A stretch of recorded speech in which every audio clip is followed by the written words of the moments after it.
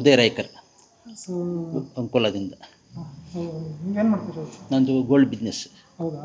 Okay. So ಇಲ್ಲಿಗೆ ಬರಬೇಕು ಅಂತ? ಹಾಂ, ಇಲ್ಲಿ ಅವ್ರದ್ದು ನೋಡಬೇಕಂತ, ಅವ್ರದ್ದು ಸಮಾಧಿ ಅಂತ ನೋಡಬೇಕಂತ ಬಂದಿದ್ವಿ. ಈ ಥರ ಅವರು ವಿನೋದ್ ರಾಜ್ ಅವರು ಮಾಡಿದ್ದಾರೆ. ತಮ್ಮ ತಾಯಿ ಸಲುವಾಗಿ ಇಷ್ಟೆಲ್ಲ ಅವರು ಅಷ್ಟು ಕಷ್ಟಪಟ್ಟು ಮಾಡಿದ್ದಾರೆ. ಮತ್ತು ಅವರ ಪರಿಶ್ರಮ ನೋಡಿದರೆ ನಮಗೂ ಅಂದರೆ ಅಷ್ಟು ಖುಷಿ ಅನ್ನಿಸ್ತಾ ಇದೆ. ಒಳ್ಳೆಯ ಅವರು ತಮ್ಮ ತಾಯಿ ಸಲುವಾಗಿ ಇಷ್ಟೆಲ್ಲ ಮಾಡಿದಾರಲ್ಲ, ಅದು ನಾವು ತಿಳ್ಕೊಳ್ಳೋವಂಥದ್ದು ಏನಂದರೆ, ಅವರು ತಮ್ಮ ತಾಯಿ ಸಲುವಾಗಿ ಇಷ್ಟೆಲ್ಲ ಮಾಡಿದ್ದಾರೆ. ಎಷ್ಟೊಂದು ಅವರು ತಮ್ಮ ತಾಯಿಯ ಪ್ರೇಮದಿಂದ ಮತ್ತು ತಾಯಿಯ ಮಮತೆಯಿಂದ ಅಷ್ಟು ಮಾಡಿದ್ದಾರೆ. ಅದು ನಮಗೆ ತುಂಬ ಇಷ್ಟ ಆಗಿದೆ ಅಂತ. ಅವರು ಒಳ್ಳೆಯ ವಿನೋದ್ ರಾಜ್ನವರು ಒಳ್ಳೆಯ ಆ್ಯಕ್ಟರ್. ತಾಯಿಯವರು ತುಂಬ ರಾಜ್ಕುಮಾರ್ ಸಂಗ್ರಹನೂ ತುಂಬ ಮಾಡಿದ್ದಾರೆ, ಪಿಕ್ಚರ್ನು ತುಂಬ ಮಾಡಿದ್ದಾರೆ ರಾಜ್ಕುಮಾರ್ ಸಂಗ್ರಹನ.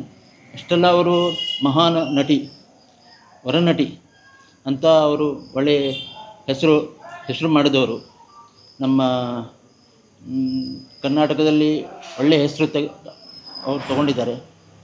ಈ ಥರ ನಮ್ಮ ಈ ಸೊಂಡಿಕೊಪ್ಪದಲ್ಲಿ ಇದ್ದು ಅವರು ಒಳ್ಳೆಯ ಈ ಏರಿಯಾದು ತುಂಬ ಸುಧಾರಣೆ ಮಾಡಿದ್ದಾರೆ, ನಮ್ಮ ಏರಿಯಾನು ಸುಧಾರಣೆ ಮಾಡಿದ್ದಾರೆ.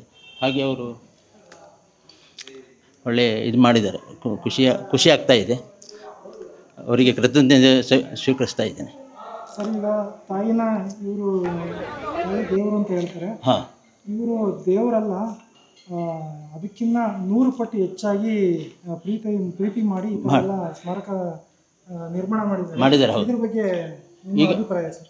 ಅಭಿಪ್ರಾಯ ಅಂದರೆ, ಅವರು ಆ್ಯಕ್ಚುಲಿ ಹೇಳಬೇಕು, ನಾವು ತಿಳಿದ ಮಟ್ಟಿಗೆ ಹೇಳಬೇಕಂದ್ರೆ, ಅವರು ದೇವರನ್ನು ಕಣ್ಣಿಗೆ ಕಾಣದಿದ್ರು ತಮ್ಮ ತಾಯಿಗೆ ತಮ್ಮ ದೇವರನ್ನು ತಿಳ್ಕೊಂಡು ಮಾಡಿದ್ದಾರೆ. ಅಷ್ಟೆಲ್ಲ ಅವ್ರು ಮಾಡಿದ್ದು ನೋಡಿದರೆ ನಮಗೆ ತುಂಬ ಖುಷಿ ಅನ್ನಿಸ್ತಾ ಇದೆ. Thank you so much sir, ನಿಮ್ಮ ಅಭಿಪ್ರಾಯ ಎಲ್ಲ ತಿಳಿಸೋದಕ್ಕೆ ಧನ್ಯವಾದಗಳು.